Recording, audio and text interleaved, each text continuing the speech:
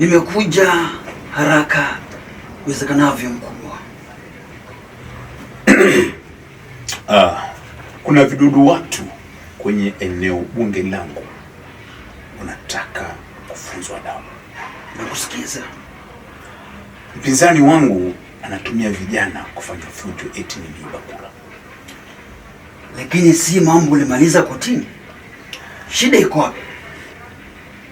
Mpinzani wangu anadai eti natishia na kuhonga mahakama. Sasa hii shida utaimalizaje?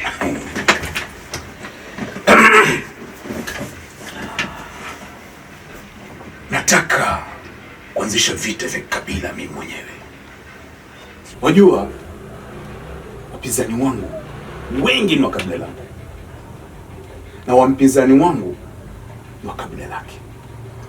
Nataka utengeze plan ambayo